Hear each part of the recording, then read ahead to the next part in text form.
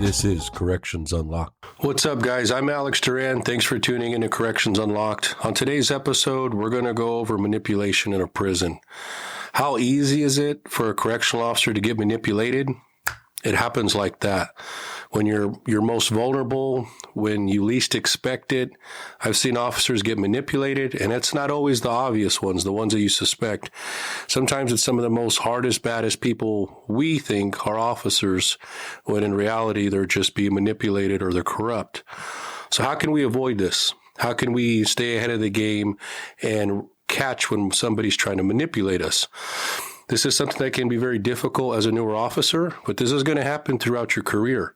As a newer officer, as a seasoned officer, as a newer sergeant, as a lieutenant, and all the way up. Inmates will always try to test you. They will always try to manipulate you. That's part of the game. If I was an inmate, I'd do the same thing. So it's all about how you carry yourself, what you allow yourself to talk about around your partner and around inmates. And when you catch somebody manipulating you or trying to manipulate you, how you react and how you carry yourself and what you do about it. So a few tips that have helped me along the way. And if this is something that has already happened to you, I'd appreciate it if you share your experience with this. But one thing I always think that has helped me, or I've seen help officers, is something as simple as how you carry yourself, your body language. If you're carrying yourself and you're clean cut and you look professional and you're not slouched over, you look sloppy, in my opinion, you already look like somebody that's not going to be easy to manipulate. You look like you carry yourself well. You look like you're structured. That's going to be seen by the inmate population.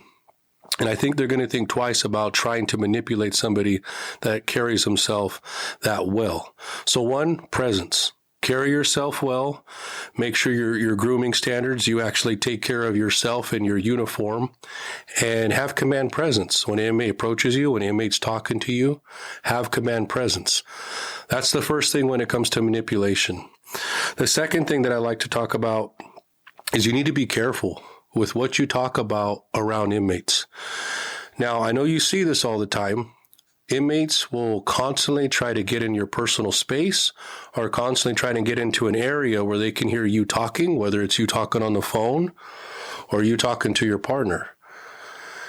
It happens all the time. We get complacent with it. We don't think of it. But inmates also need to know that you know what they're doing. So as an officer, I'd always address it. Hey, man, I don't appreciate you coming over here sweeping for 10, 15 minutes while I'm talking to my partner about stuff. So why don't you take it over there? I'll call you in over here when I need you to clean this area up. Thank you, man. It's that simple. It's that easy, but you need to address it. Because if you keep avoiding it, guess what? He's going to spend more time in that area cleaning.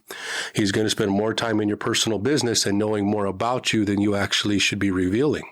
We get very complacent with when we're talking to our partners, and we share a lot of personal business. This is stuff that does not need to be known to the inmate population. And remember, inmates have all day long to try to read you as an officer and to think about everything you talked about. So one, if an inmate's in your personal space or in an area where you're talking about personal business, make sure you address it with him so that way he knows you know what he's doing. That's something you need to do. A lot of newer officers get complacent with this, but you need to address it.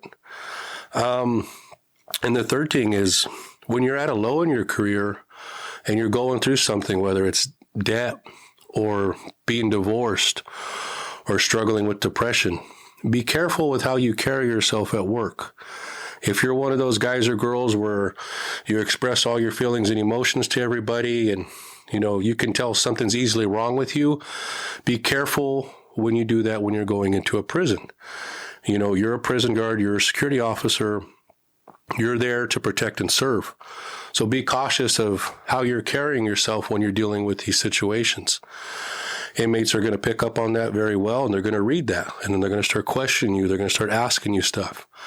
And the reason why I bring that up is because some of these inmates are very powerful. So if you're talking about being divorced and he knows that you live in Fresno, California, and what area you're from, guess what? He might tell you something as, hey man, I know a few girls that are real pretty around your age. They'd want to hang out with you, or maybe go to the bar. If you're up for it, I'll hit them up. Does that sound cool? Yeah. But what's the catch? The catch is you do that and meet these girls, he has you hooked now. Now those girls are going to start manipulating you because they work for him. So something as simple as that can get you into a whole lot more mess than you actually expect. If you're an ISU officer, if you've done investigations on staff, you know exactly what I'm talking about. But if you're a newer officer, be cautious of these things. You don't need to open up a door that you don't need to be going through. So be cautious of these things. Manipulation is something that's going to happen every day. As a newer officer, inmates are going to manipulate you more and more and more. But what you allow and how you carry yourself and what you address is ultimately going to define you as an officer, and it's going to stop people manipulating you as much as they shouldn't be doing at all, but it's going to stop them from doing it. That's all I got, guys, on manipulation. This is something I wanted to talk about. It's something that's happening all the time, and it's something we need to be cautious of, and we need to know how to address when it happens. Thank you, guys. I'm Alex Duran.